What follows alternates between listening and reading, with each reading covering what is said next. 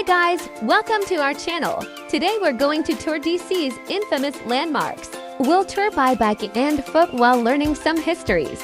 This video tour will be in parts, so tune in to watch all of the series. This was video part 1. Click the link to watch it so you don't miss it. Let's roll to part 2 video. We start here. The pathways park between the National Monument and the U.S. Capitol. Off we go to U.S. Capitol. Here is the location of Smithsonian Metro of blue and orange lines between Jefferson Drive and 12th Street. Off we go to continue to U.S. Capitol. We're getting closer. The U.S. Capitol is a symbol of the American people and our government and the meeting place of the nation's legislature, the U.S. Congress. The Capitol is a working office building, but it is also the place where visitors from around the United States and the world come to learn about American democracy. The Capitol Visitor Center is open Monday to Saturday from 8:30 a.m. to 4:30 p.m. to begin every 10 minutes until 3:20 p.m. All tours are led by our professional tour guides and visit the crypt, the Rotunda and National Statuary Hall. The tour does not include the Senate and House galleries.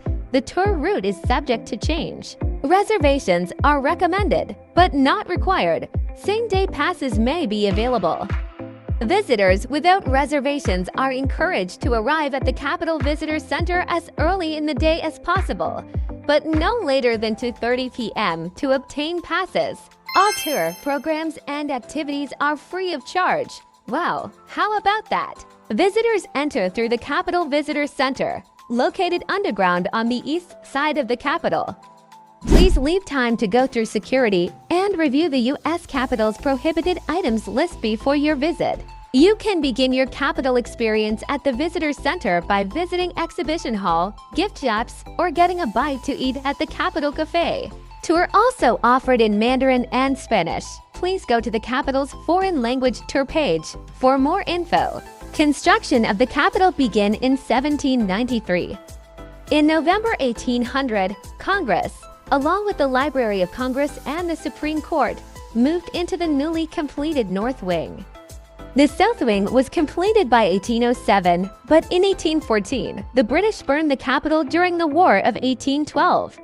What is now the center portion of the Capitol was completed in 1826. As the country expanded, more states came into the Union and more representatives and senators arrived at the Capitol to represent these new states and their constituents. Beginning in the 1850s, the Capitol had to grow to make room for these new representatives and senators. The first major construction project extended both wings and enlarged the Capitol dome.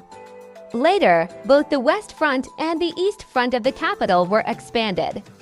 And in 2008, the U.S. Capitol Visitor Center was completed. Other buildings on the Capitol grounds include office buildings for the House of Representatives and the Senate, the Botanic Garden and the Library of Congress, the Supreme Court.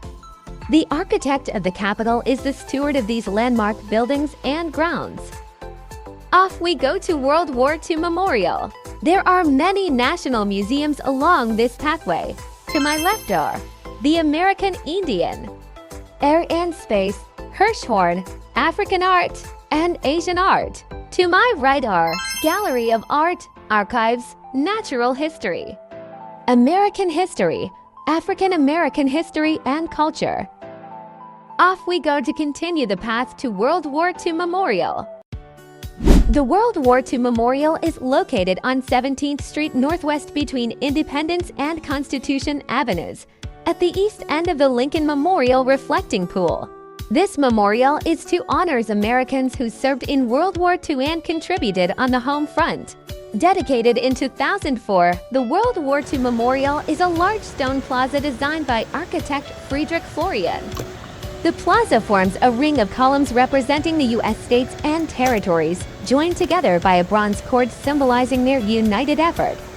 Bas-relief artwork by Ray Kasky Studios depicts the many facets of the American war effort both on the home front and the battlefront.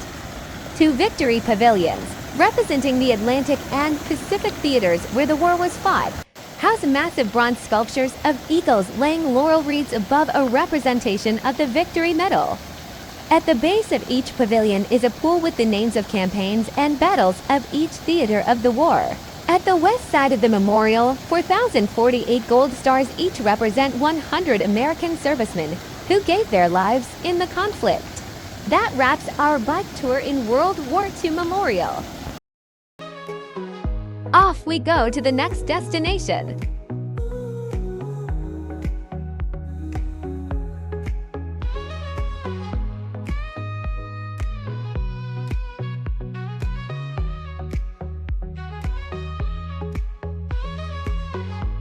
Stay tuned for the next video tour. We will explore more historical landmarks on the National Mall by foot.